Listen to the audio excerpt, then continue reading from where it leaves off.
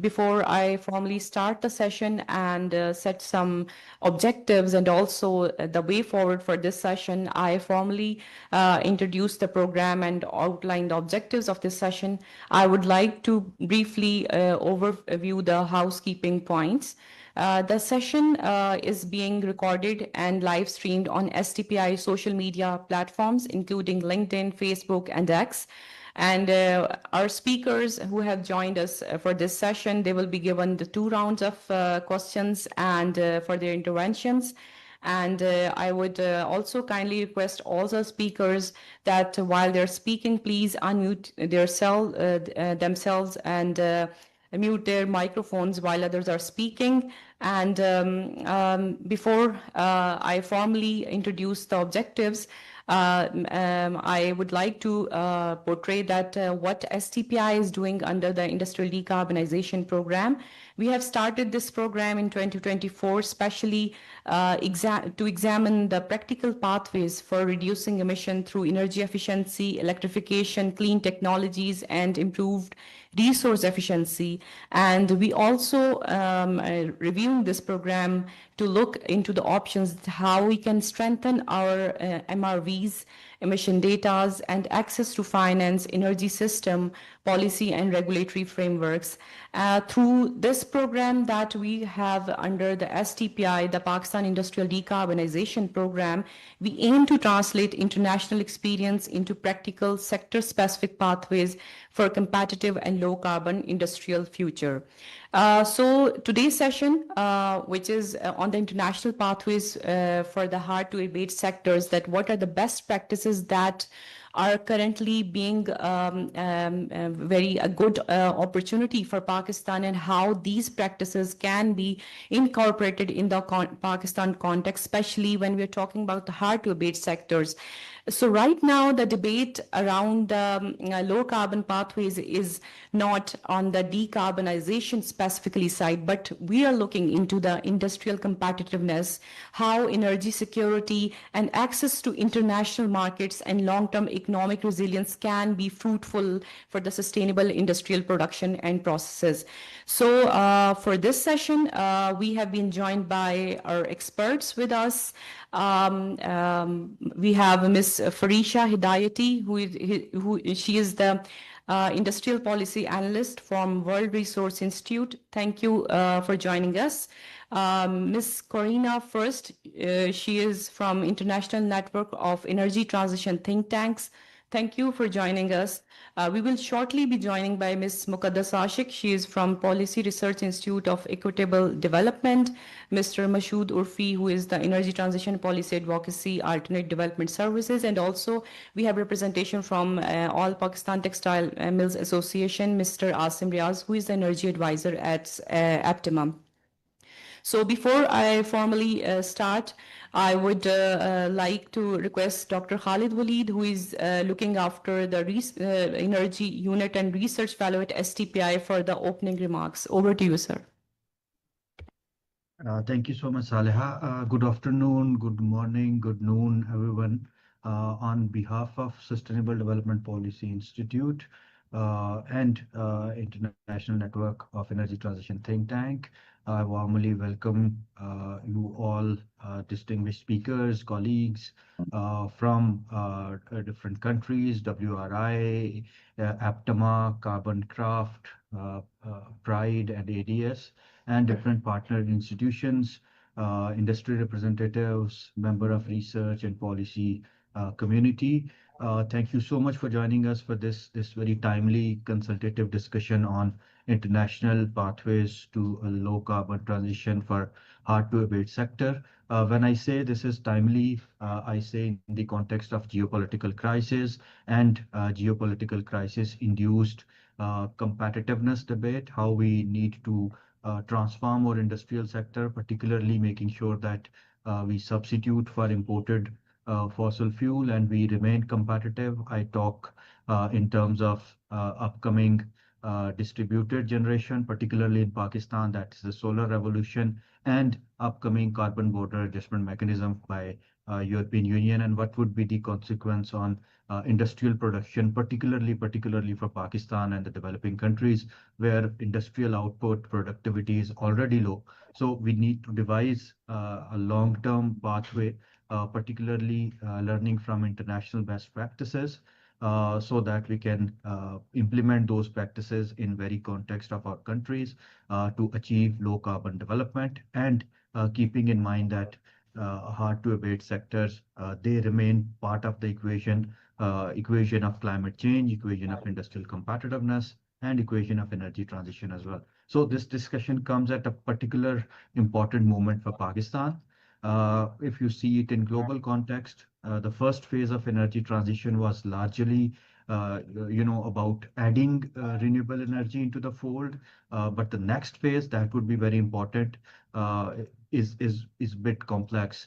It is about how renewable energy interacts with industrial production, how renewable energy interacts with industrial production plus climate policy, particularly the carbon border adjustment mechanism, how it interacts with energy markets, how it interacts with the liberalization of energy markets, grid systems, storage debate, trade competitiveness, and new forms of energy management.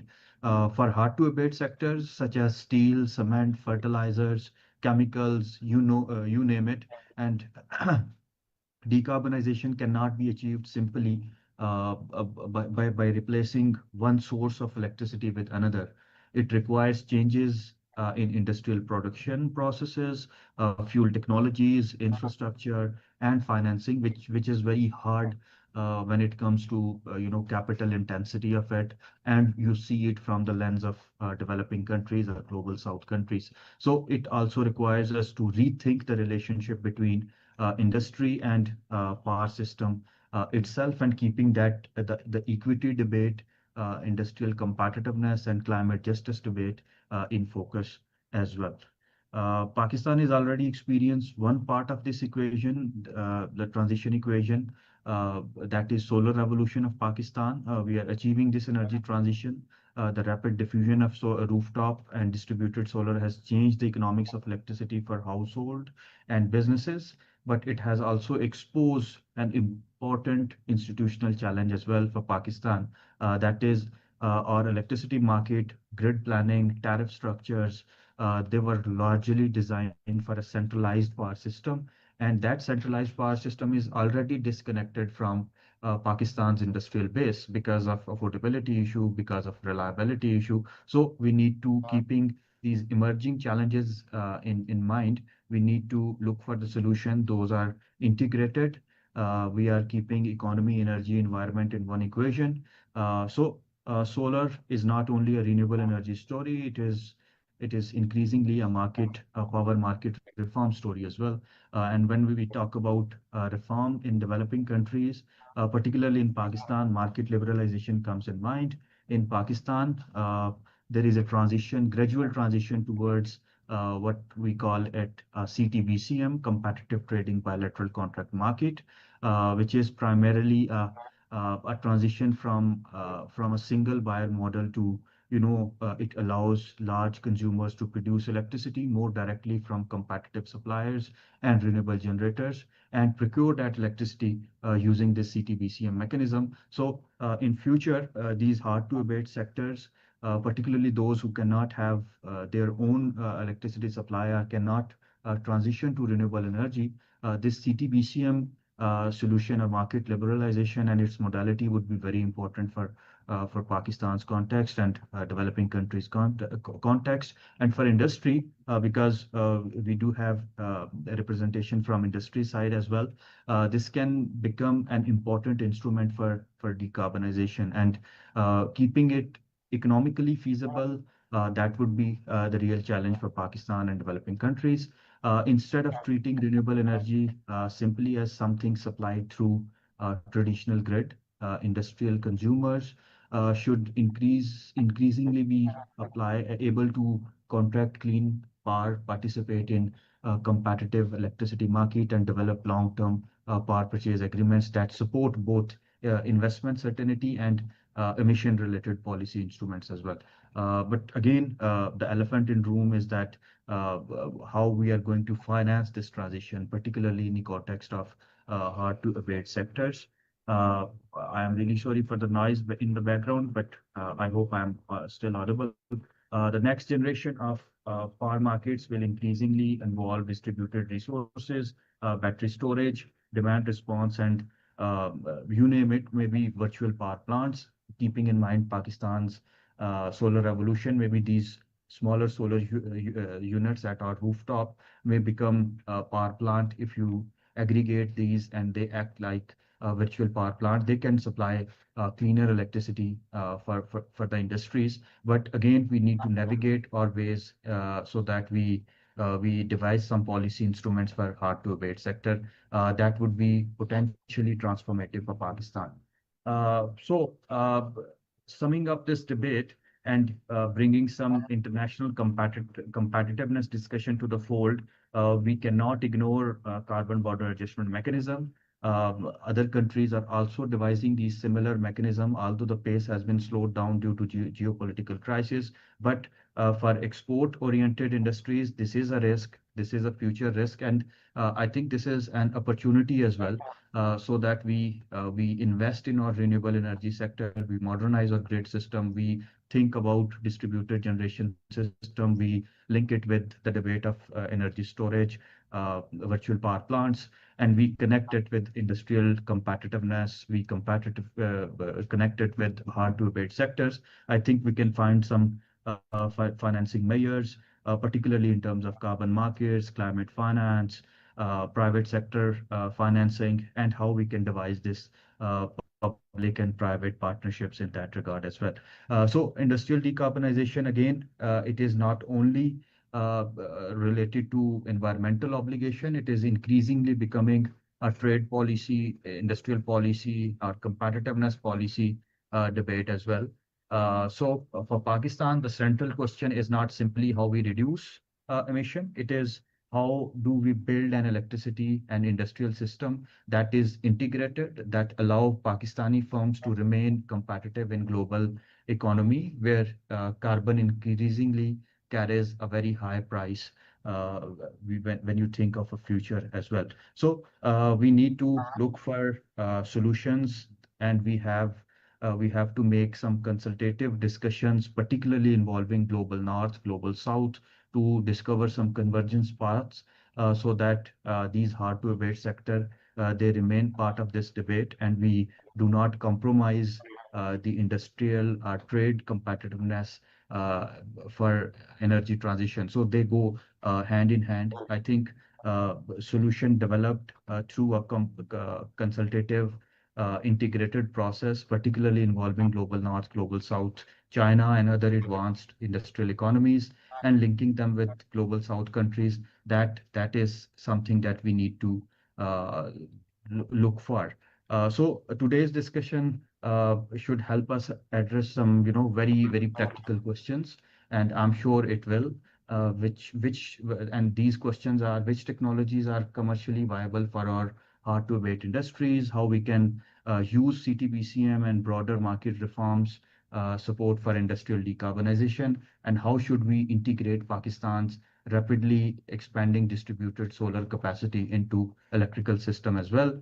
And these emerging concepts like distributed storage facilities, data centers, virtual power plants, CBAM, and other climate policy instruments can be integrated into this debate as well. And then how we can bring South-South cooperation and North and South cooperation into the fold, and we can devise some ways where we can inform the Conference of Parties COP31 debate as well. So I hope today's conversation will be candid, practical.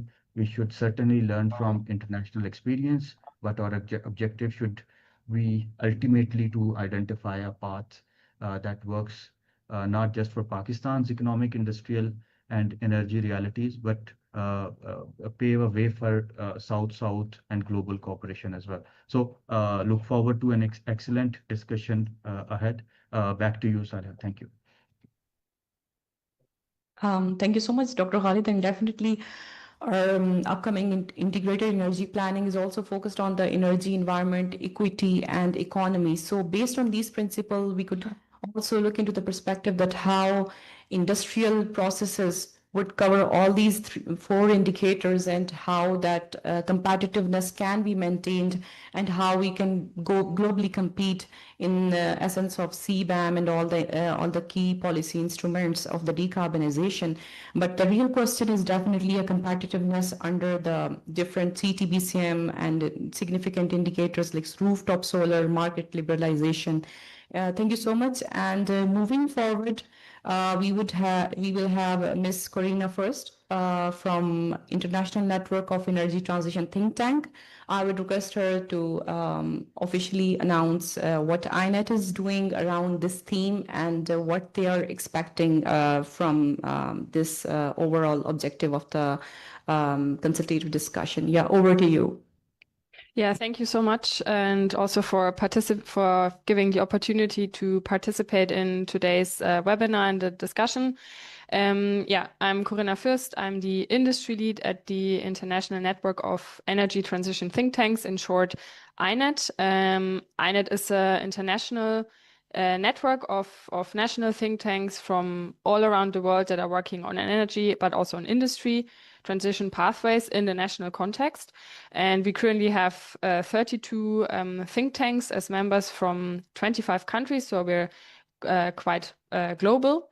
And our vision is to enhance national and international policy frameworks that foster the transformation of energy systems with the aim of reaching the Paris Agreement and SDGs.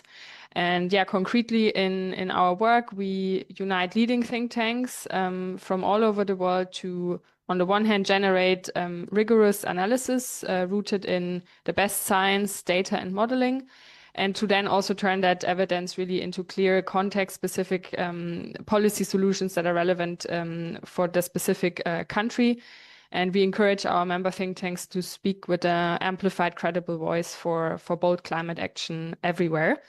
And in 2026, we launched the first grant cycle open to our INET members for industry decarbonization. And 6 projects on this topic were selected from Latin and South America, South and Southeast Asia. And SDPI was one of the winners of this grant cycle. And we really believe that the project will provide a very crucial framework that is really grounded also in national realities and can be then translated also to other value chains. So yeah, we are very much looking forward to the results of the project. I'm very happy to participate in today's webinar. And thank you very much. I'll hand it back to you, Saleha. Thank you. Thank you, Corina, and thank you for staying with us. And we will look forward to the discussion when we go to the panel discussion. After Corina, I would request Mr. Asim Riaz, who is the energy advisor at All Pakistan Textile Mill Association. Sir, if you are with us, your interventions from your side. Sir, unmute yourself.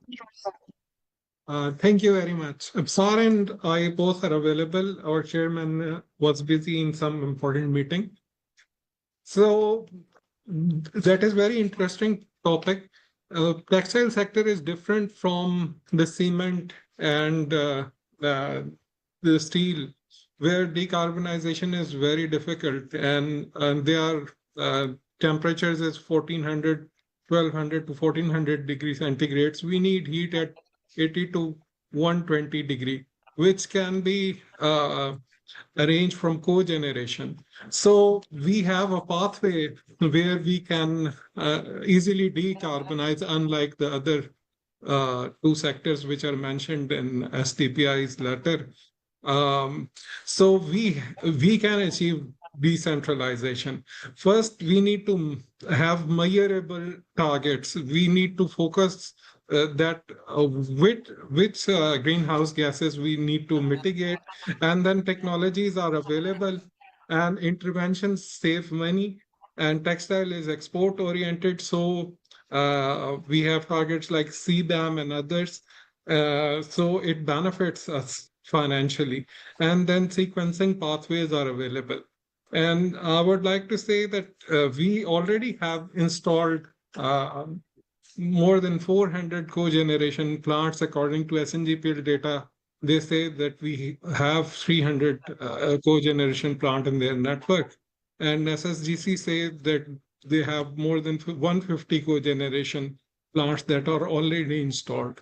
So when you target decarbonization, you need to have decentralized grid. 3Ds, 4Ds, 7Ds all have decentralization as their main point. So solar and wind both are intermittent and they need a decentralized energy source so they can be integrated into the textile or industrial production. The bell curve can be easily integrated by the engine or the gas turbine because the gas engine has partial loading, ramping up and ramping down, and it can replace the huge requirement of battery electric storage systems. So we already have the system in place. What we need is gas market liberalization and CTBCM, as Dr. Khalid Walid mentioned. So if we liberalize the molecule and regulate the pipe, then we can we have already installed system. We have solar system, behind the meter solar, rooftop solar, and decentralized generation available in our industries. But our tariff gas, if I talk of first, I talk of gas sector, then the electricity.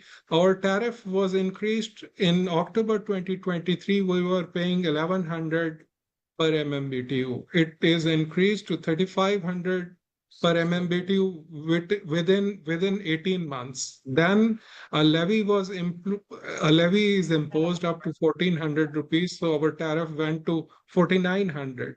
And then these LNG cargoes are imported at $21 per MMBTU, which at transmission are more than at distribution are more than $26. We have a blended tariff. So our gas utility decides what is our tariff. Tariff finality is not with the OGRA, it is with SNGPL, which is a gas utility. So they give us a tariff of 5,000 and then levy is imposed. So our tariff goes to 6,000 and the cogeneration is no more viable. So the cogeneration, which is, we have validated reports from Caterpillar and others that the energy utilization rate is more than 80% and up to 90%, like in Kohinoor Mill, Interloop. They are extracting 90% of the energy. First, they produce electric thermal efficiency. It is about 40%, 36 to 40%. And then we extract heat. As I've told you, we need 200 degrees centigrade steam. So we extract energy from there. Then we integrate that engine with the renewables. So we have a very low carbon footprint. And as you all know, the gas is a transition fuel. Gas is not the target, but it is a bridge fuel towards decarbonization. That gas is administratively and arbitrative, we have arbitrative pricing because Pakistan's own indigenous gas is 1100 per MMBTU or $4 per MMBTU. That gas is given to us at $19 per MMBTU, $18 per MMBTU because we have surplus generation in the electricity grid and mainly due to coal-fired power plant that has 7.1 gigawatt of coal-fired power plant that are underutilized in the south. So there is no levy on coal, but there is $15 we pay more. Right now, the prescribed price of OGRA, which include circular debt payment and the revenue requirement of SNGPL, is 1716, which is around $5 to $6. That gas is given to us at $18, so we are forced to shift towards a grid that has underutilized coal-fired power plants. Then we talk of liberalization, decarbonization, and we are doing opposite under the IMF policies or whatever policies, but this is the result. Second, then can I continue or I'm talking too much? Because I want to, if there's paucity of time, I could stop.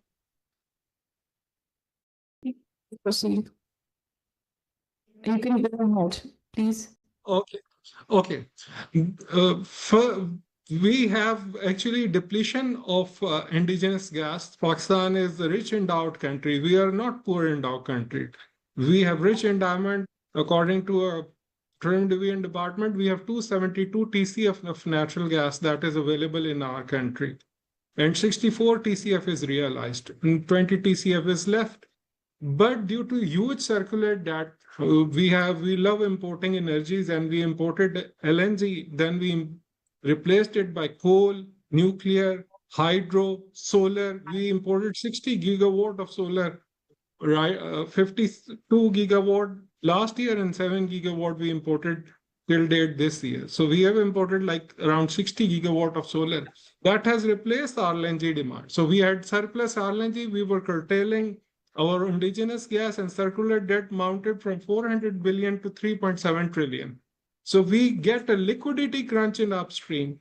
That liquidity crunch result in depletion of our resources. So we can provide gas to our industry that will help us decarbonize, but we are not doing this. And then we imposed levy on third-party access also, which is paying double the cost. It is paying $8 per MMBTU, and SNGPL is paying $4 per MMBTU, but we imposed a levy on this based on the grid, whose 73% of the cost is fixed, and 1,100 billion, or you can say $4 billion capacity payment is idle capacity payment, underutilized capacity payment of thermal power plant, which are mainly coal-fired power plants. So we need to focus on liberalization, that the price signal pass through. That is very important. The main intervention you should give is the price signal must pass through to the industries which are using natural gas to decarbonize themselves. And they are producing export dollars. According to Commerce Ministry, captive power plant were using 203 MMCFD and exporting $13.31 billion per annum. So 200 MMCFD of gas is producing $13 billion of exports. That sector demand has been destroyed. That is why we are not seeing our exports grow. And that gas is wasted in the residential sector, which has no efficiency standard at all.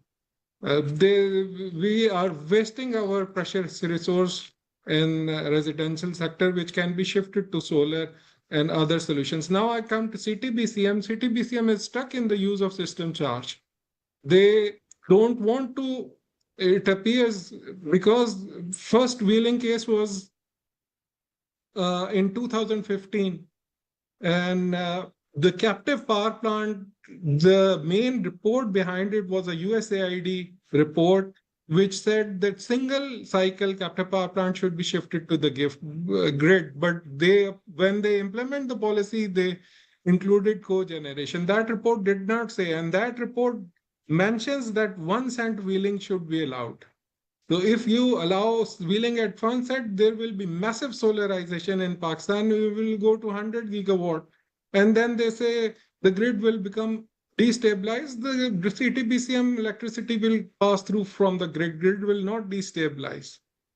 So CTBCM is stuck in use of system charge, which should be 1 cent as per the USAID policy. I give one last point, that when gas market liberalization gas market was opened in 2022, in 23, the gas transportation fees was 128 rupees. And right now the transmission, if I want to move the molecule from the wellhead to the consumer at transmission, like fertilizer is using 50 MMCFD, it is only 47 rupees per MMBTU. This is 16 paisa per kilowatt hour. I don't know in cents, because it is 0.001 cent per kilowatt hour. I don't know, is there 16 paisa per kilowatt hour wheeling charge in the gas sector, which fertilizer is paying? And we are asking 27 rupees in power sector. I don't know how big of a number is that. I think more than 100 times more. And now we have come to 12 rupees. So we need to have an integrated energy policy.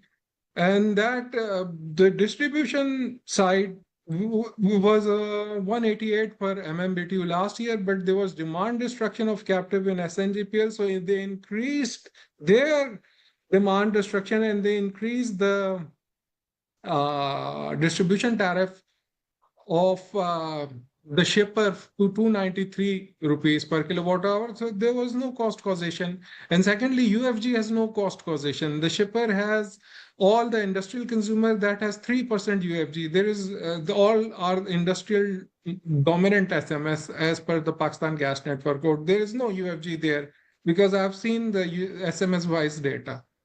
That SMS wise data is available with the SMS, but they apply the previous year system average and 10% UFG. So that increased the transportation wheeling charge, but it is still around 1 cent, 1.5 cent in the gas distribution if I use 10,000 BTU heat rate. Otherwise, it's less than 1/3 of a cent. If I don't use heat rate, I just use energy, it is 1/3 of a cent.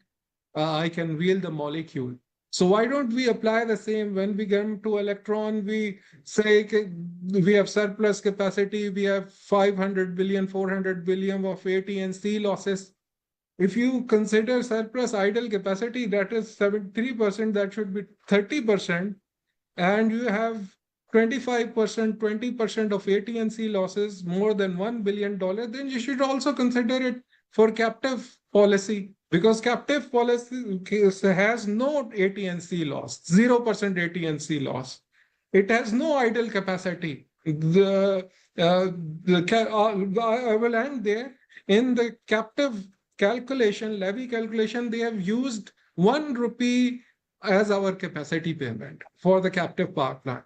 Whereas 1320 megawatt CPEC coal-fired power plant has 44 rupees capacity. We have 1/3 of a cent and CPEC plant has 16 cents. Where is the economies of scale? I have taught power plants myself to the MS Energy Engineering in a university. So tell me, where is the economies of scale? 1320 megawatt has 44 rupees when they approve 1 rupees for my distributed captive power plant, the fixed cost. Right now, at present, it is 33 rupees for coal-fired power plant. So I will end there. We have distorted market, both gas and electricity. We want to decarbonize, but we are made to serve the inefficiencies of the gas and power sector. Thank you. Thank you, sir, and very great interventions from your side. And definitely, Pakistan energy transition is happening within the system, and we usually underutilize the generation capacity and rapidly growing, rooftop solar. So at the same time, we have a restriction, like we have gas levy, and the industries are not doing good businesses or competitiveness under these reforms. So these challenges that you have portrayed, they take us to the real policy question, that how we can better plan and execute the electricity and gas markets while utilizing the existing capacity, and how then we integrate the solar, wind, and ensuring that these hard-to-abate sectors, because textile is one of our export sector, which is very significant to Pakistan context, and how we can make an affordable and increasingly low carbon energy transition in this industrial sector. Thank you, sir, for the great interventions and highlighting the challenges related to the textile industry. And we will come to you after when we start the panel discussion for the second round of question as well. Now, I would like to request Ms. Arfa Zia Ijaz Is a low carbon transition researcher from STPI. She will set some scene setting points on the textile sector and hard-to-abate sector, specifically that what are the challenges, and this could lead us to the panel discussion, and then we will start the panel discussion. Yeah, over to you, Arfa. Assalamu alaikum, everybody, and a very pleasant afternoon to all. I'm Arfa Ejaz, so I'm an environmental engineer and a researcher in the energy unit of STPI. So I'm going to be sharing my screen now to show you guys a few slides.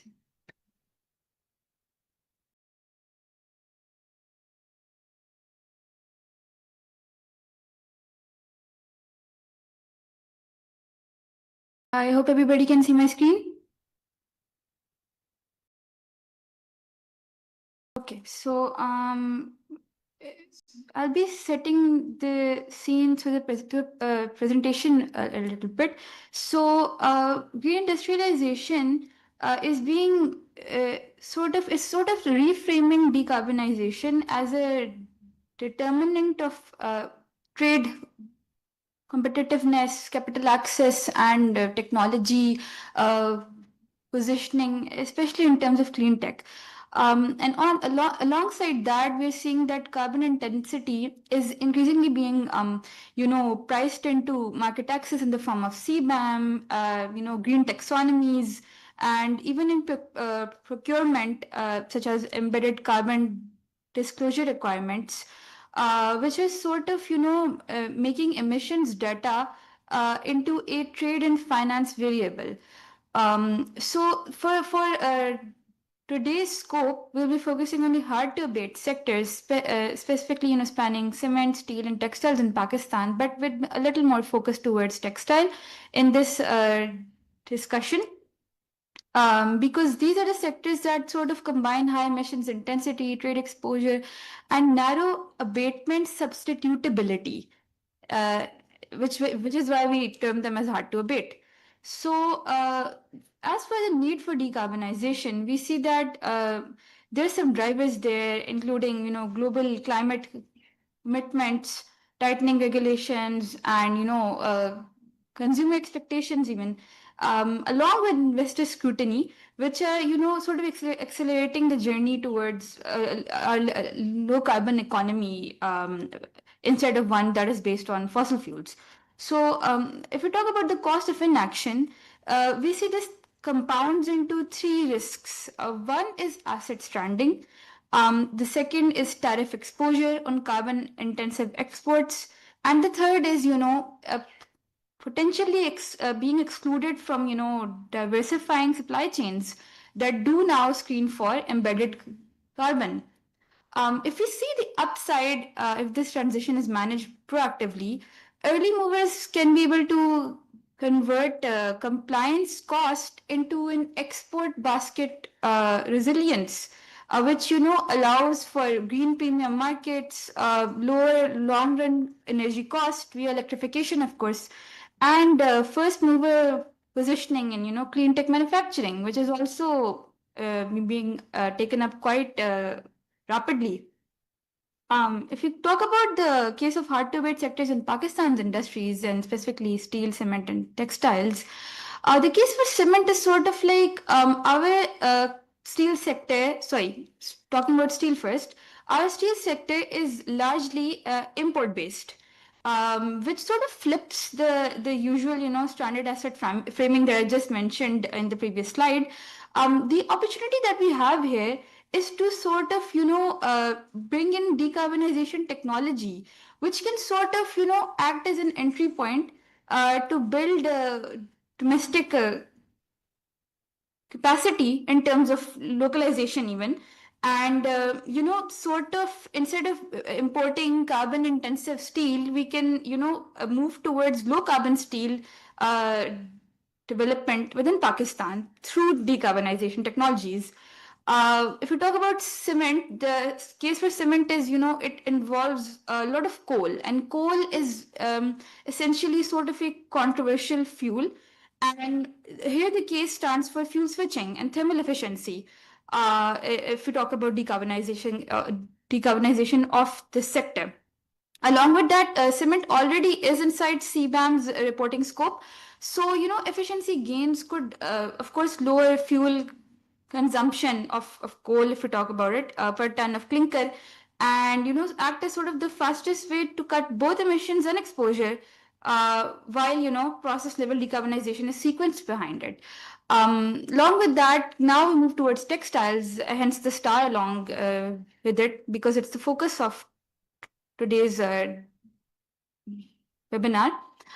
It is, as Asim Sahab had highlighted rightly, it is one of Pakistan's, leading export earners, single largest actually, with a 57% share of exports, and it is highly concentrated in the EU, which sort of brings the case for, how we are exposed to certain, border adjustments, potentially CBAM in the future, it could happen. And along with that, our sort of like uh, jeopardizing a GSP plus preferential access, which is the mechanism allowing Pakistan's textiles to have this duty-free entry. It increasingly sits alongside environmental and governance compliance expectations.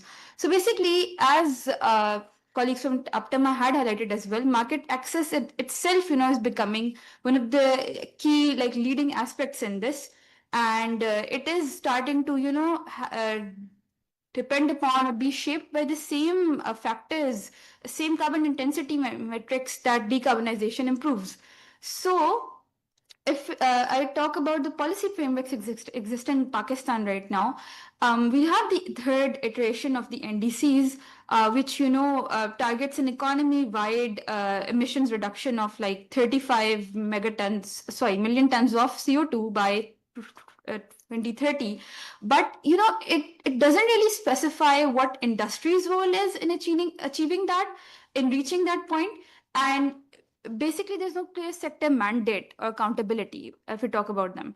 And other frameworks exist as well, such as Uran Pakistan 5 E's framework, the SBP, State Bank of Pakistan's green taxonomy, SECP's ESG guidelines, and along with that, Pakistan is a part of the IMF program, and the Resilience and Sustainability Facility, RSF. We have some strict commitments under that as well. So all of this exists, the policy frameworks exists, but they remain fragmented. And some of the gaps, they include, finance, energy, tariff uncertainty, technology and supply chain constraints, MRV, and institutional coordination is one of the most major challenges as well. So we see that the data makes the case for action, but the essential question, it revolves around how do we sequence this process basically of this transition. And in this webinar, we'll be, drawing upon the lessons about how the successful countries have, been able to build their path and how they have sequenced their transitions, and what of that is sort of, transferable to Pakistan's context. So that was the scene setting. Thank you so much for your time. And yeah, passing it on to Ma'am Saleha. Thank you. Thank you so much, Arfa. A very insightful presentation, and definitely we learn the challenges the textile sector have, and now you have set the scene on hard-to-abate sectors. What are the real challenges that Pakistan currently foreseeing in terms of different policy fragmentation? We do have a lot of policies, especially the Uran Pakistan, where our NDC's document, and industrial policy, which is upcoming, but the way toward how the green industrialization agenda can be portrayed or can be driven is missing. And that's the way, that's the point, significant point, where we can see that where the policymakers make the case that how these different policies can talk to each other actually, and they can make a single roadmap that how industrial competitiveness cannot be compromised, but to make a more export-oriented industries, and to make a more inclusive and economical feasible industries in Pakistan that can be recognized internationally. And thank you so much. Now we have a lot of information and scene setting regarding the Pakistani context, and we do have a lot of speakers upcoming from Pakistani side. But before that, we have Miss Farisha from World Resource Institute, and she is the industrial policy analyst. And Farisha, since Indonesia and Pakistan, when we're talking about the developing countries context, they have the similar sort of challenges regarding the rising energy demand and balance the industrial competitiveness. We do have the climate commitments, but how Pakistan can learn that how you can architect that policy that linked to the climate commitments and industrial policy, and that includes the sectoral pathways and setting the industrial standards and such initiatives that you have taken for the JETPs. So over to you, and what's the learning from Indonesia to Pakistan? Yeah, over to you. Okay, good afternoon, everyone. Firstly, thank you for the scene setting and also for the introduction to the Pakistan's industrial context, and for SDBA to give opportunity for WRI Indonesia to share the current progress on Indonesia's journey toward a net zero industry. I have a slide. I have prepared slides. Can you please help me share Sure. it here? Yeah. Yeah, you can share it. Can you help me to share from your side, because sometimes my device is error when screen I would request our MIS team to help her. Okay, thank you. So while waiting, maybe a little bit introduction about WRI Indonesia. We are an independent research organization that already established since 2014 and works with multi-stakeholders in Indonesia, subnationally and also nationally, with government, with industry, and also civil society. And I myself work as an industrial policy analyst, particularly for the energy and sustainable business team, where we try to support industry and also government to start decarbonization through policy advocacy, business incubation, and also stakeholder engagement and development of innovative climate solutions that we are currently helping the sole power provider PLN to develop their what is it called, like green electricity certificates for industries to adopt.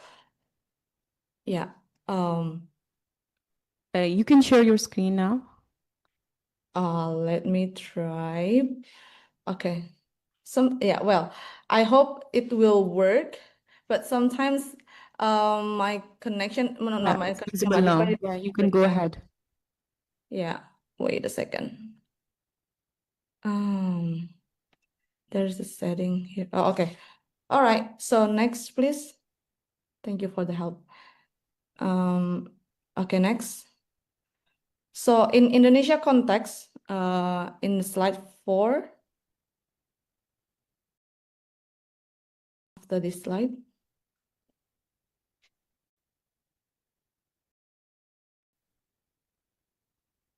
This ones. So why industry matter in Indonesia's decarbonization? It's firstly, like in Pakistan, industry sits at the center of national economic and also climate ambitions. From economics point of view, the sector plays the engine for national economy that contributes around 90% to the national GDP and employs about 90 million workers and attracts about 50% of national foreign direct investment in 2022. Whereas if we saw it from the climate point of view, the sector itself cumulatively contributes around 34% of national GHG emission. Therefore, the vision of reaching the net zero industry by 2050 is merely to realize a competitive national industry sector that can help the country reach its potential to become developed economy, as illustrated in the left slides here. We are trying to achieve 8% economic growth starting in 2028 and also achieve the developed country status by 2045 as the vision. On the other hand, we also the NZA industry is trying to fulfill the national climate goals to reach the net zero emission by 2060 at the latest for all of the sectors, including industry, power, waste, and volume. And then next, please. Okay. In terms of industry net zero roadmap, the government of Indonesia has been selected 9 industry subsector as first mover for decarbonization based on their total emission and also the potential for growth. And this 9 industry includes cement, iron, steel, fertilizer, chemical, pulp and paper, textile, food and beverage, glass and ceramic, and automotive. In the slides, we see that in year of 2023, after doing the collection data since 2024 from the industry itself, we have been calculated the baseline for their emission. The 6 industry emission is about 153 million ton carbon dioxide equivalent. And then without any intervention of or the BAO scenario, under BAO scenario, it will double to 308. And we after some of the modeling that we do, we use the least cost optimization model. We utilize 6 industry decarbonization pillars that are mentioned here. With prioritization is based upon technology and infrastructure readiness, and also as well as the technology cost and also industrial adoption readiness as well. If we look at here, about 172 of the million of the ton CO2 can be removed or can be avoided using the energy and material efficiency, electrification, and fuel substitution, whereas others about 110 can be removed or avoided using the process improvements such as substituting the BOF to EAF and so on. About 26 million tons of CO2, and then carbon capture about 92, and neutralization is where we do not have the available technologies ready yet to absorb the unabated emissions. And then next slide, please. I have attached in the slide actually more detailed about 3 sectors. Cement, steel, and also textile, but I think we have time limitations. So if you can press next first, please. Yeah. So basically, this is the roadmap for the steel industry. We have several products that are included, iron and steel products that are included within the boundary conditions. We model the crude steel production until the finished product. And here there are many of the strategies making the emissions toward zero, where the transition from the BF to DRI-EF will contribute significantly, about 30%. More of this detail, you can see it later on, but next, please. Maybe I can catch up one bit from each of the industry. So for cement industry, same with Pakistan, we utilize a lot of coal and coke, and also we still have quite high of clinker ratio in Indonesia, and that's why our emission intensity in the baseline are still about 0.66 tons CO2 per ton of cement.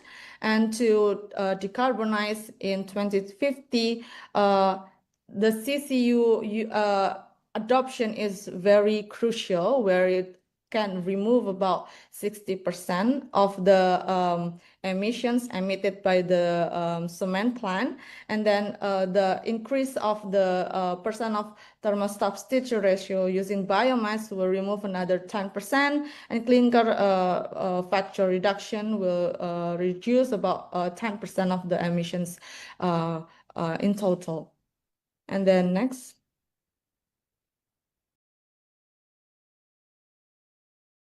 Okay, this one's for textile industry decarbonization. So as a disclaimer, for industry decarbonization roadmap for textile, we only consider fiber making production, yarn production until fabrics, not until the garment production. So it is limited to that because the garment production in Indonesia, most of it are informal sectors. So it is quite hard to decarbonize them. But if we see for the formal parts, cumulatively from the fiber until the fabrics, we have emission intensity about 8.17 ton of carbon dioxide equivalent per ton of fabrics produced. But this is the embedded emission from the fiber production itself, and the fiber production is very high, emits very high emissions. And then how to decarbonize that? Because we are still relying on coal as well in textile industry in Indonesia, we need to shift the energy usage from coal to biomass, and this transition already happening in some of the well-known and leading plants in Indonesia. So this is quite good. Cumulatively, if we use the sustainable biomass boiler, the emission reduction is about 25%, and enzymatic scouring will contribute about 3%, heat pump boiler will contribute about 35%, and so on. And for textile industry, as mentioned from a previous speaker from Textile Association, I understand that the textile industry is quite unique compared to the other industries previously shown, that the industry itself consume the maximum heat, the maximum temperature used for the production was about 200%. Thus, the main decarbonization strategies will be to decarbonize the heat and also electrification of the heat source itself. And to provide the electrification, we see the solar PV as one of the key technologies to decarbonize the textile industry in Indonesia. It will contribute around 26%, if I'm not mistaken, of the overall emissions throughout 2025 until 2050. Yeah, next. All right.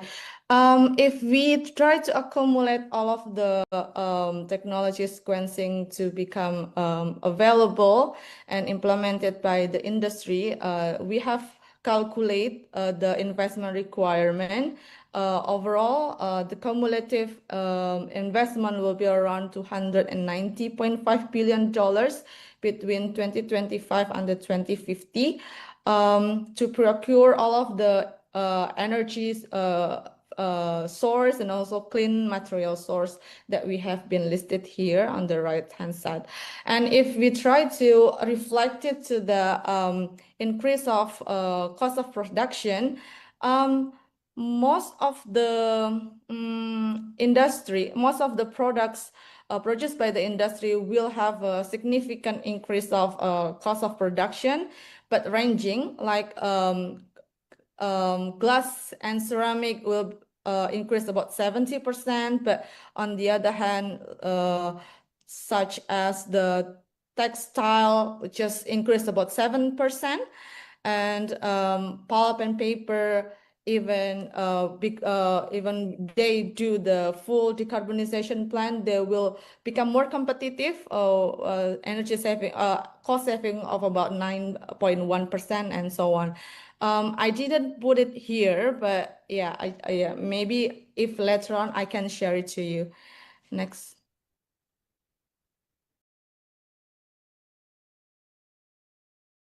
All right, so what about the implementation? So currently, the project deployment is still very lagging in Indonesia, as you can see here. The announcement for about 9+ industries is about 14 projects, but the ones who comes into the deployment stage or operating stage is only 2, and it is not from the 9 industry that are already selected by the ministry, but it is from the other industries such as aluminum and also aviation with their SIF project. So this means that currently the private still leads decarbonization actions, but this will not be enough because we require government push to drive the significant change actually. Next. And from our current assessment, preliminary assessment, we have identified 7 structural barriers for industrial decarbonization in Indonesia. These are the 7 structural barriers, but the data is later on. Can you press next?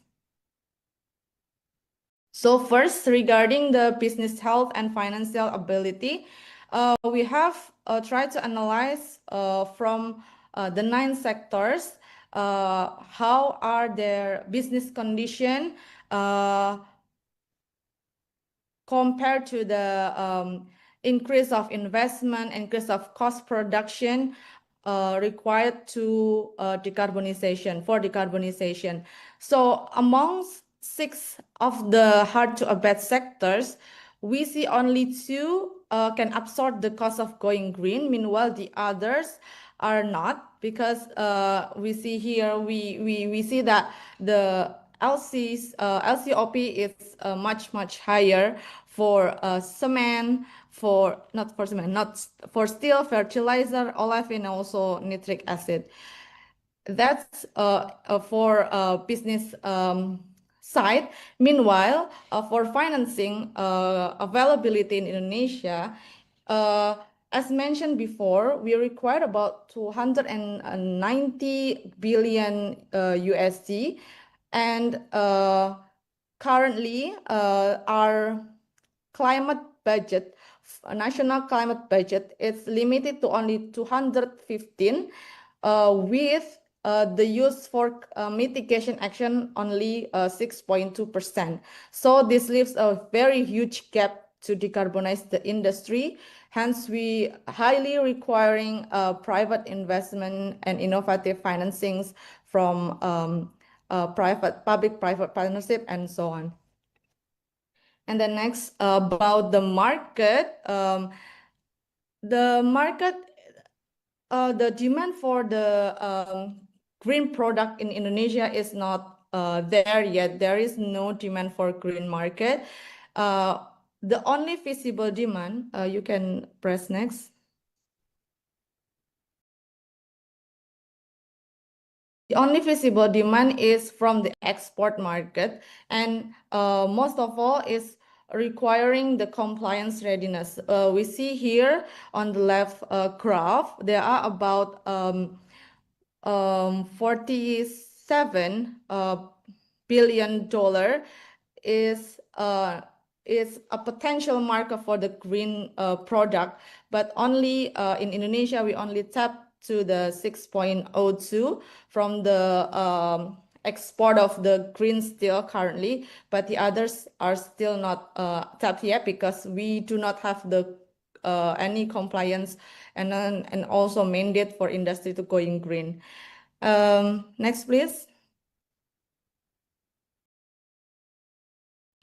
The other one is energy infrastructure readiness and also technology maturity. In terms of energy infrastructure, because we require a lot of electrical energy and also heat energy, there is a missing link between planning and also development. In terms of the electrical power development, it is required by the planning that by 2050, the RE share should be around 4.26 RE contribution, about 4.26, but the delivery for the 2025 is only 30%. And then for the technology maturity, amongst more than 150 of selected low carbon technologies, only 50% are available to be tapped into. They are commercial and also cost competitive, but the others are still lagging in terms of what is it, piloting, and also the price is still costly. This is where the government should play a role. Next, please. And then for policy certainty, similar with Pakistan, where we have for the sets of green industrial policies, we are still lagging actually. So the yellow is indicates that we have some initial policy driving to what is it, on that topic, but it's still either voluntary or it's not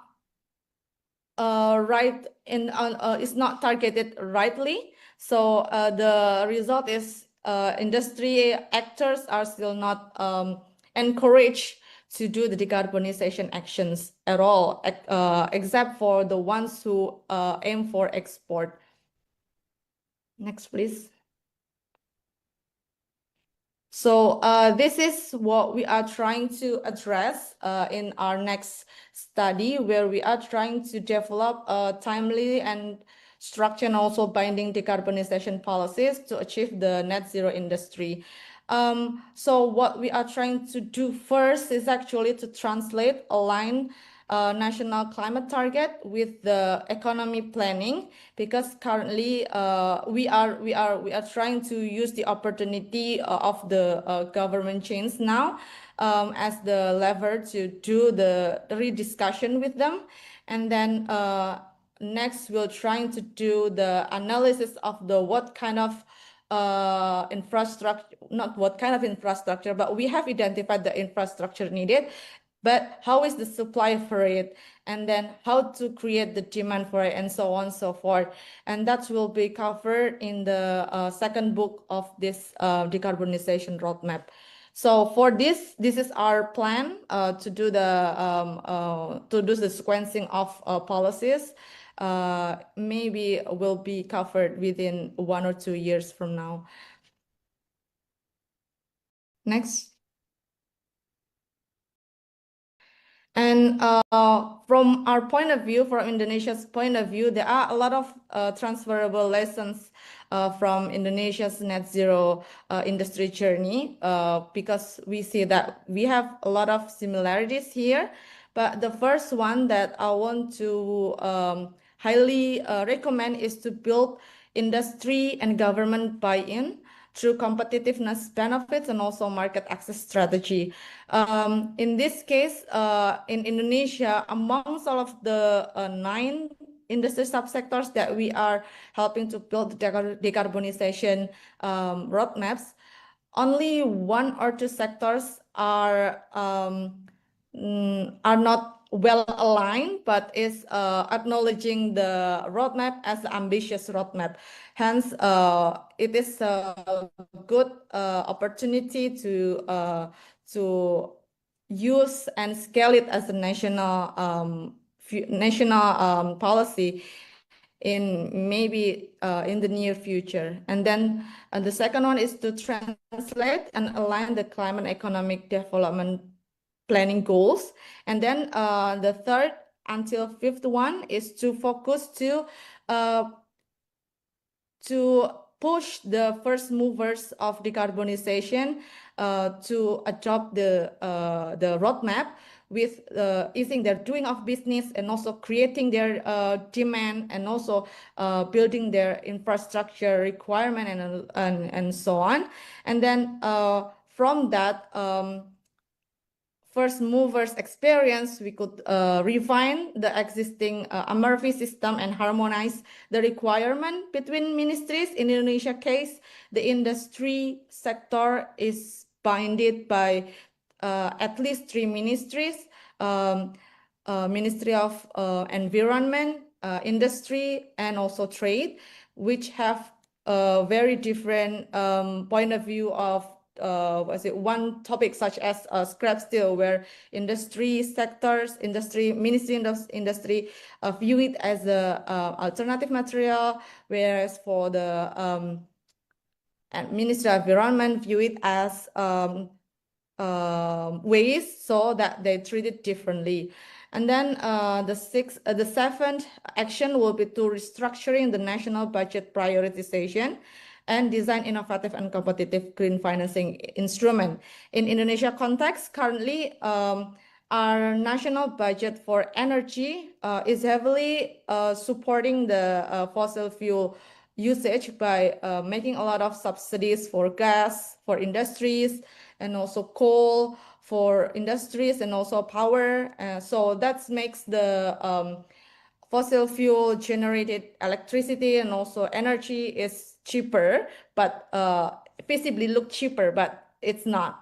And then the last one is to perfecting the market infrastructure, such as carbon accounting, pricing, and standard, as well as buyer procurement mechanism, such as purchasing channel, procurement mechanism, to create bankable buyer demand. Yeah, I think that's all from me. We have a lot of progress to do in the near future. I think this is the same case for Indonesia and also Pakistan. Thank you.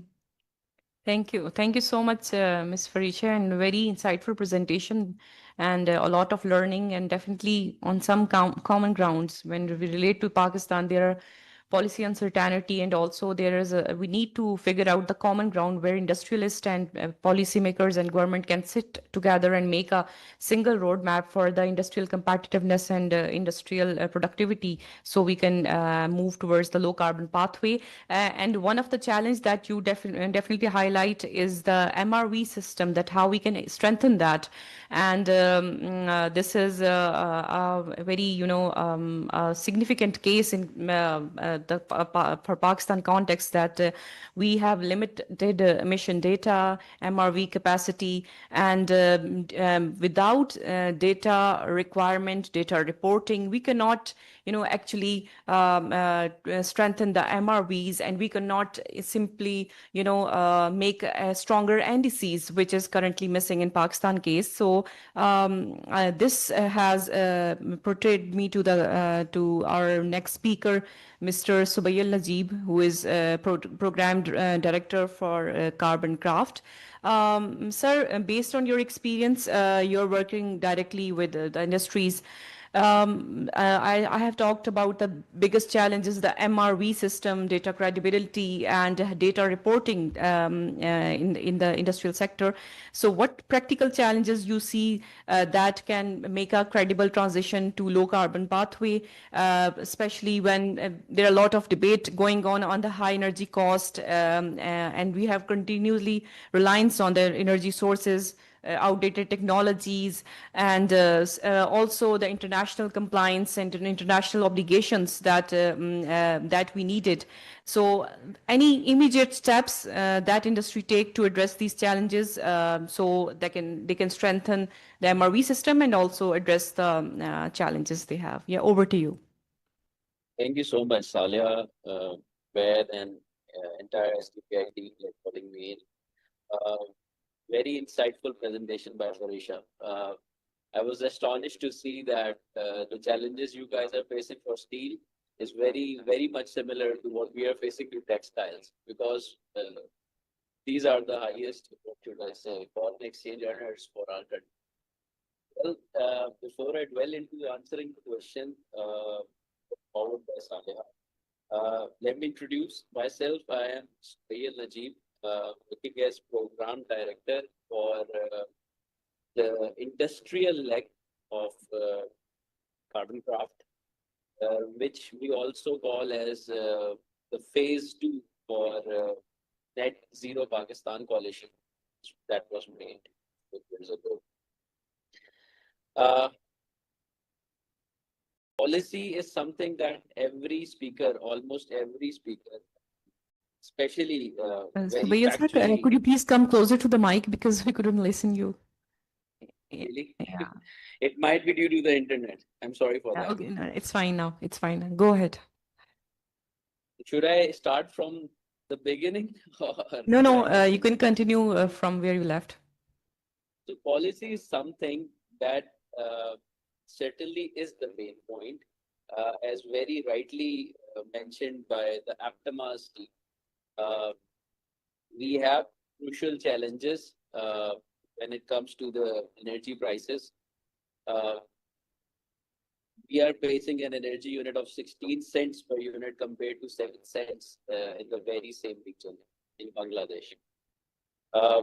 Not just that, the textile sector has done immense efforts, has put immense efforts for decarbonization. Almost all solar rooftops are covered, the rooftops are covered with solar. And despite all the efforts put in by the textile sector for MRV, yes, question, they are still being questioned. Saleha, maybe to your surprise, one of the DMs for compliance I just met last week stated that out of 365 days a year, 240 days are spent on MRV and regulatory audits. So this is a challenge. Maybe digitization is a solution to that. European Union regulatory bodies are already working on digital passport. So that might be a solution to that eventually. I won't take the credit away from the textile sector, who on their policy front are facing something they can do to reduce their emission measurements. I mean, so the rooftops are filled with solar. They are putting in ETPs. They have water treatment plants. What not? They are considering biomass. Still, to reach the net zero commitments, they need something from the policy side. I was very much relating to the APTMA team when they were referring to the wheeling policy, the CTBCM concept. I mean, till when has the industry has to wait before they can actually utilize other formats for involving renewable energy in their decarbonization pathways. Wheeling can be a game changer for them, by the way. But I won't stick to the policy matters, which already SDPI tried, right? We are working on that. I would take a step back and change the lens from industry telling what's the problem to what the brands are perceiving about our industry, despite all the efforts they have put in. So I'll be talking on two fronts. Number one, it's recognition. Pakistan textile sector can be considered as one of the most greener energy industry of Pakistan, which despite all the efforts, we know the solar rush we are having, guys. We know how much the top textile exporters are investing, have already invested in renewable energy, but still they are not recognized. We don't have a global narrative. We are missing that sharply. And this is something they now need. MRV is a very tactical thing, Salia, but they now need recognition in the competitive world, in the region, what efforts they've already put in. So this is something our company is working with the coalition we have for the textile sector to come up with something, a narrative of them to the global world so that they gain the confidence that Pakistan has already done a lot. And what will actually help them with is that they would be answerable for their value chains now, their tier 2 manufacturers, their supply chain partners. For them, they need funds. Once we have a global narrative for them, once we have a recognition for them, climate funds can grow. And renewable can reach to the sector, to the area where they are not able to do it themselves. So I will mark recognition as the topmost concern the textile sector is facing it. Second, individualization. Whenever brands come and talk to the textile sector, they are always having a concern that you guys are doing a wonderful job, but individually. When Aptima can second to what I am saying, there is just one association in Bangladesh, TECMIA, which has 4,500 members out of total 7,000 manufacturers in Bangladesh, which is almost like 60-65% of representation with just one organization.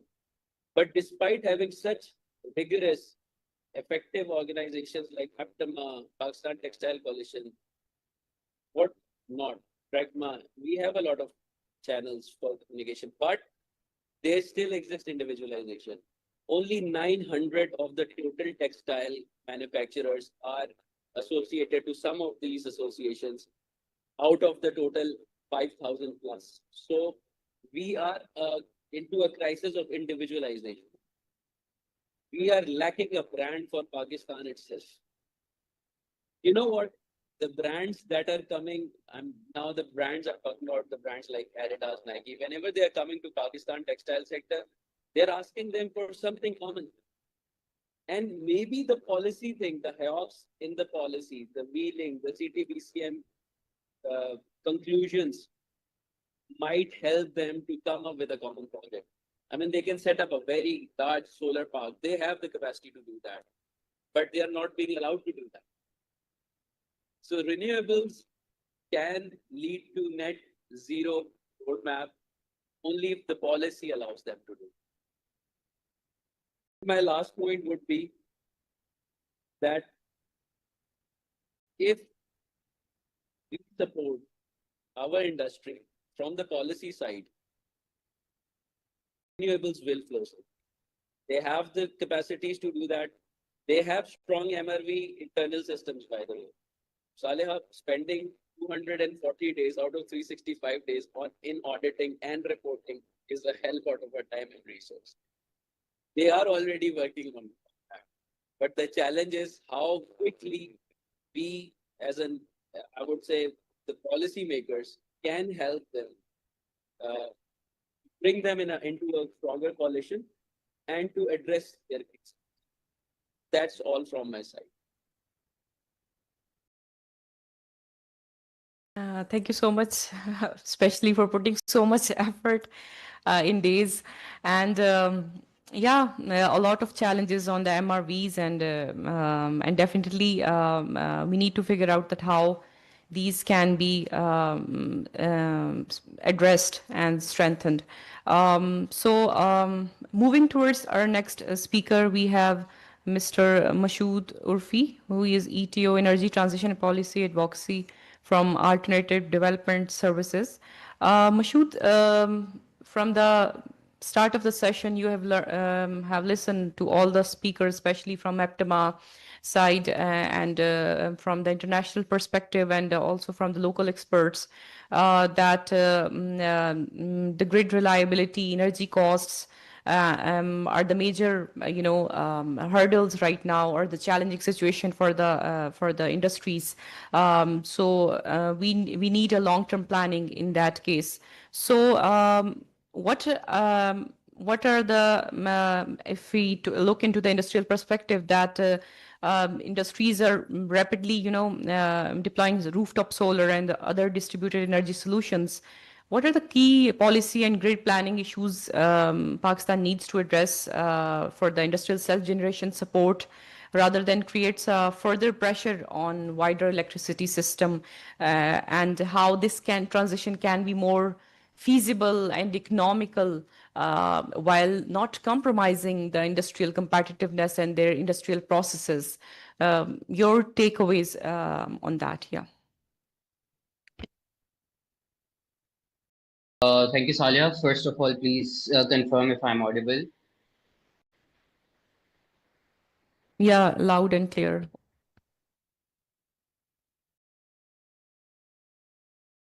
Yes, Mashood, please go ahead. You can listen.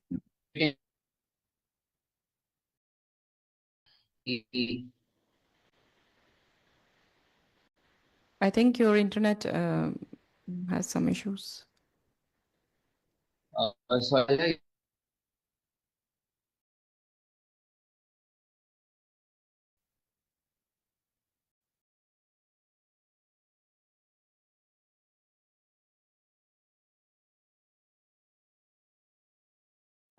I think we can come back to Mashood.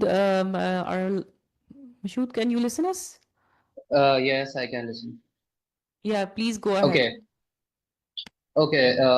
Greetings to everyone, and I'm happy to see that Asim Saab is here. And upon the gas issue, when you talk about the energy sector, his insights are, of course, very much venerable. And I'm very happy to see WRI as well, since I have been in contact with their senior manager, Clorinda, for the last week. So, talking rationally about the power sector issue, it's there's a very beautiful jargon in our country, especially in our development sector, that there is no silver bullet solution for that, and that is exactly what is the a portfolio of NEPRA and NGC when they are talking about it. So to transition our industries away from the fossil fuels without crushing them under the exorbitant electricity bills, we must fundamentally rethink how we price the industrial power. And currently, Pakistani exporters pay nearly twice as much for electricity as the regional competitors. And this disparity stems from a tariff structure that saddles productive sectors with the debt weight of a circular debt and systemic cross subsidies. So we cannot take out the implications of IMF from that and the local policies. And if we push industries to electrify under the current regime, we are merely trading a carbon penalty for a fiscal one. So either it is economy or the environment, you are not taking up both the E's together. So the evolution of our energy policy must pivot toward an export first energy grid, decoupling the industrial feeders from the broader network's inefficiencies. And if I have to be brief about the policy shifts, then of course CTBCM would be playing the role, considering the reservations Asim Saab talked about. We must implement marginal pricing for incremental industrial electricity consumption to incentivize electrification over on-site fossil fuel combustion. Simultaneously, we need to rationalize cross subsidies by systematically phasing out the burden of residential and lifeline subsidies from industrial tariffs. So finally, accelerating the full operationalization of the CTBCM that will allow industries to bypass sovereign grid bottlenecks and procure low cost, low carbon electricity directly from generation companies and then the discos. Without these structural reforms, industrial electrification will destroy our export competitiveness before it successfully curtails our carbon footprint. So we do not have to be very ambitious about the environmental friendliness in the case that we lose our economic front as well.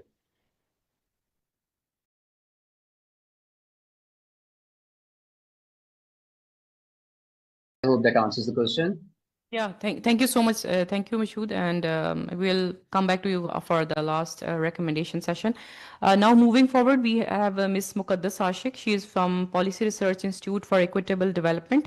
Muqaddas, if you could quickly give us the key takeaways, your study on the electrification side, like what are the technical and best case that can Pakistan implement in case of hard-to-abate sectors, and what are the best opportunities that can be translated into long-term transitional options? Yeah, over to you, Muqaddas. Thank you, Saliha. Hello, everyone. So I'll keep it very brief. First of all, answering what are the hard-to-abate sections and what our study specifically recommended. In this in our study, the recommendations generally were like we wanted a phased transition because what we realized on the ground realities that we cannot possibly go into an electrification scenario probably even for the next like 5 to 10 years. It would take quite some time, and that is what we realized when we actually met with the industrial sector stakeholders. So, for example, there were certain processes in textile industry that could be taken into short-term decarbonization measures, but there are others, such as there were some steam boilers, the burners, that you cannot take in for the short term. So even if there are any industries, cement and steel industries were one of those that were the most difficult industries to decarbonize. But even when we're talking about textile, there are certain processes that cannot be decarbonized in the shorter run. And there's one thing that I'd like to focus on, and that is probably one of the key findings of our study. Yes. Mashood, can you mute yourself? Muqaddas, please go ahead. Oh, okay, sure. So there was one of the things that you mentioned about the clinker and simple boiler. I remember it was in our first presentation. So there are two things: the process decarbonization, and then we have the steam steam decarbonization, the steam process.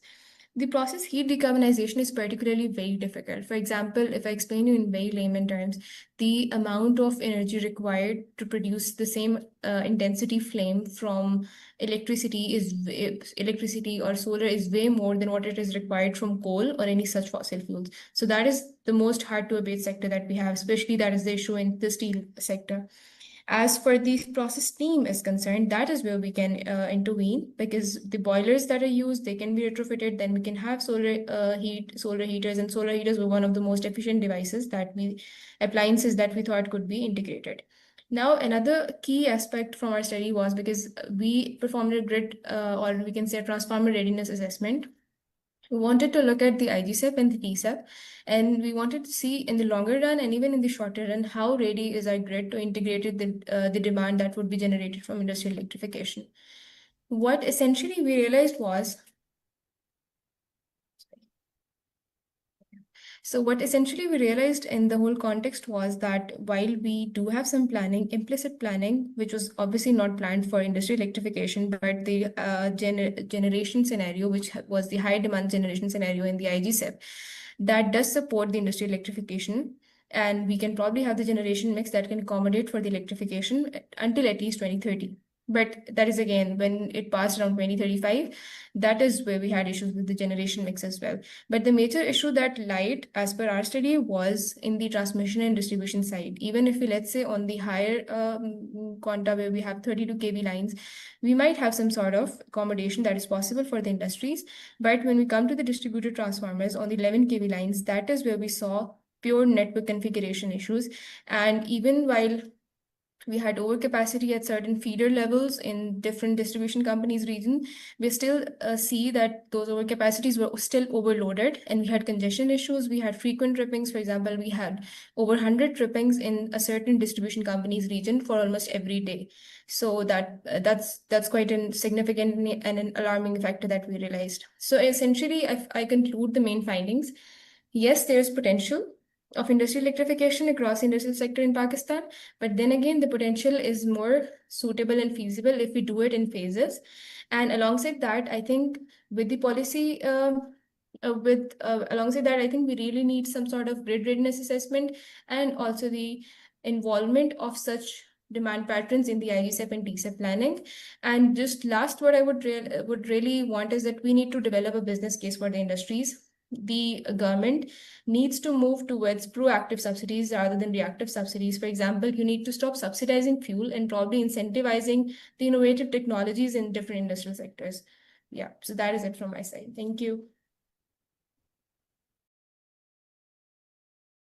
Thank you so much, Muqaddas. And I think we have very insightful discussion, and one just last round of question for all the panelists and speakers who have joined us. Since we are listening, the challenges that in the textile industry and hard-to-abate sectors have, this has come to a common point that we need a common and unified policy when we are talking about the green industrialization agenda or green agenda. So one policy reform or action for the government that how we can accelerate the low carbon transition for the industry while we are not compromising the competitiveness and looking into the energy security, what it should be. Starting with Kamran Saab, if you could have any last intervention on the policy side. Asim Saab, please. Thank you very much. Let me open the camera. As I have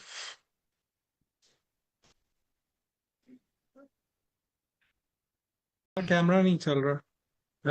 I have some issue with the camera, I think. Okay, fine. I would like to say that, as I have told you, we have problem with our gas and power sector.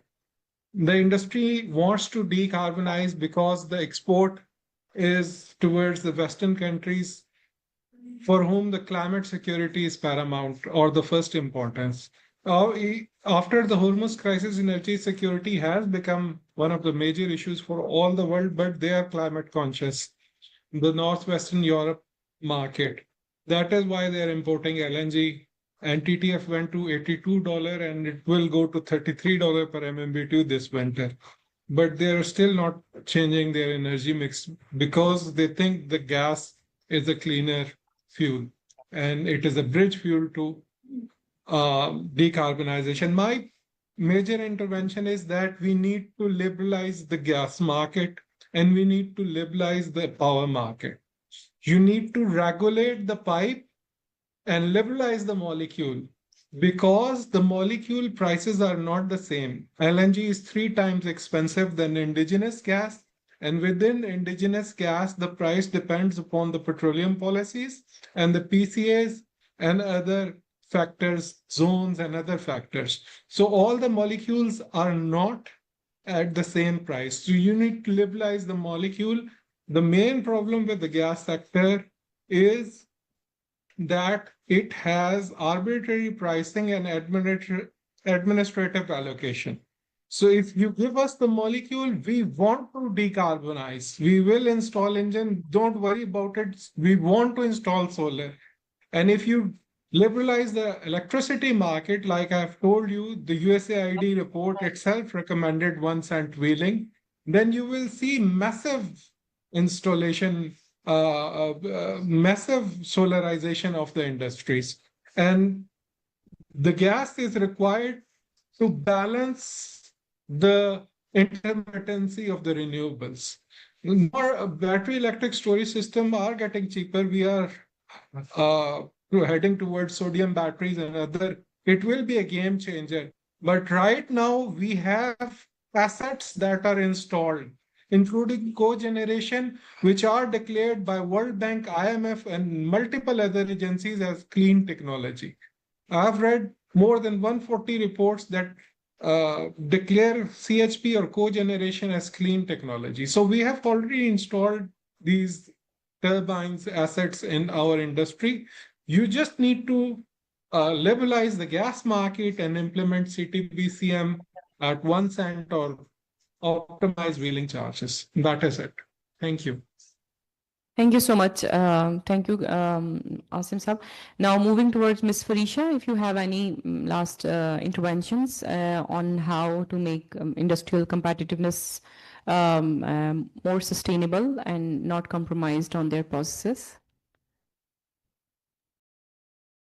Well, actually, I do not have the capacity to pick on chooses here, but I'm on the same side with Mr. Kamran Arshad here, where we should push the price for the required new energy and clean energy for the industry sector here, because at least from what I know in Indonesia, most of the more than 50% of the emissions are coming from the energy source. So that's the one that we could definitely intervene in the near term, and also like grid decarbonization is very, very important to be addressed in the near future as well. Thank you. Ms. Muqaddas, if you have any last intervention or any recommendation from your report or from your study. Okay. Thank you so much, all the panelists, experts with us. This was a very insightful session, and we would have a set of panel discussions and consultative discussion in the upcoming days for the hard-to-abate sectors, and especially focused on textile, cement, and steel. And moving forward, I would request Mr. Ubaidur Rahman, who is the head of energy unit at STPI, for summarizing the whole session and for a vote of thanks. Over to you. Sure. First of all, again, thank you so much, Saleha and the team for putting us all together. And also especially thank you to the INET for supporting this initiative.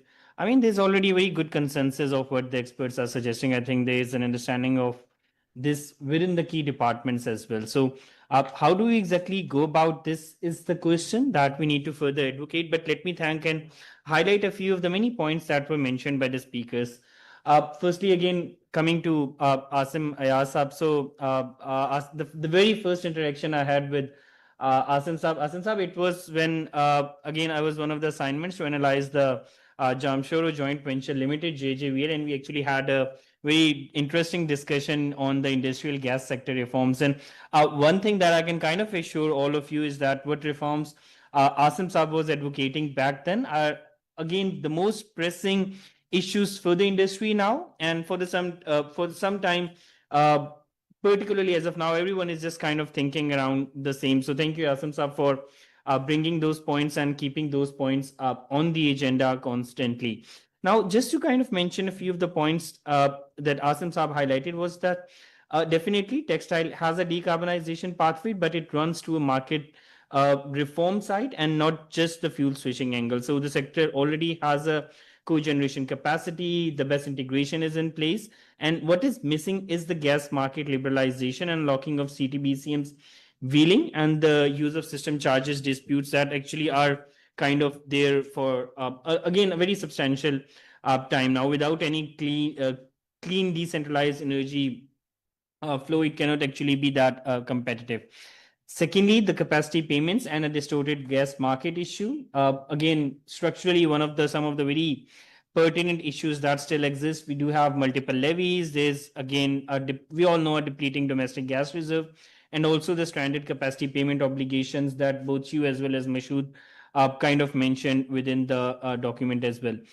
The last and the most important thing that he also mentioned was an need for integrated energy policy that can actually enable this decentralized away from the sector as well. Secondly, again, thank you, Arfa, for that case. And I think, I mean, there were a lot of interesting insights. How I can actually summarize is from the statement that Arfa wrote on the inaction that kind of carries the compounding economic cost that Pakistan can kind of no longer defer. The asset stranding, carbon tariff exposure on exports. I think many of the speakers talked about the CBAM compliance and exclusion from greening of the greening global supply chains that are, again, no longer any distant risks, but kind of like more very near-term commercial realities that this industrial sector, particularly the textile, actually have to face. Secondly, I think that was really relevant was the point around the policy architecture that in Pakistan is, again, really fragmented, and sequencing it is currently the missing piece. And that's where I'm also going to bring in the point that Ms. Farisha from WRI kind of mentioned, that, again, there was such a very comprehensive presentation on the case of Indonesia. But when we actually bring that case to the case of Pakistan, that is where we see where the critical gap and where exactly those challenges exist. I think Arfa also mentioned Pakistan does have an NDC, but it actually does not talk about what should be the roadmap, what should be the decarbonization pathway that should exist for Pakistan's industrial decarbonization. So, I mean, from that, what we can actually learn is that we really need that granular, actionable decarbonization roadmap that can actually be integrated, within the integrated energy planning of Pakistan. And I think those who are in Pakistan might already know that there's, again, a lot of debate just recently that has surfaced around the integrated energy plan of Pakistan, and a design is being negotiated at the very high level policy forum. So this is again that moment where you kind of embed these reform areas within the overall architecture, policy architecture of Pakistan as well. So again, summarizing it is that embedding this low carbon development agenda, it kind of needs to be within the planning process of Pakistan as well. So Bayel Saab, I think Subayl's side voice around this sector as well. Second last, Mashood, again, I mean, the whole asking the Pakistani exporters to decarbonize while paying nearly twice the electricity tariff as compared to regional partners is again a big contradiction. And the current tariff structure that Mashur mentioned kind of builds a lot around the cross investments in the innovative technology. So perhaps what Pakistan really needs is shifting away from technologies of the past and focus on technologies of the future. So just the last sentence is that once again, SDPI is currently working with the government on a couple of policies, including the industrial policy, the green hydrogen policy, and a couple of fiscal reform side as well. And again, we'll continue to make sure that these efforts, these suggestions coming from these dialogues are embedded within these policy framing that currently exists. So yeah, again, I believe this was perhaps a little bit of a longish conclusion, but thank you so much, such wonderful interventions coming in. And I think I'll hand it back to Saleha now. Thank you. Yes, before I formally thank you all for joining us, just a little bit correction from Arfa side, and then we will conclude the session. Yeah. Yeah, thank you so much, ma'am. I just wanted to clarify on one thing, that in my presentation, when I was talking about the NDCs, so in Pakistan's third iteration of the NDCs, we have, set an emissions reduction target of 50%, which is basically broken down into 17% depending on unconditional support or reduction, and 33% of that is dependent on conditional support, meaning that 33% is on us and 17% is through international climate finance, basically. And along with that, the figure that I had quoted related to 35 MT CO2, that was, basically the national energy efficiency and conservation policy, which had set that target for 2030 through improved industrial processes and demand side energy efficiency. So I just wanted to add some clarity on that. Yeah, thank you so much, ma'am. Thank you, Arfa, and thank you in-person audience and online audience for joining us. And definitely, you may have questions.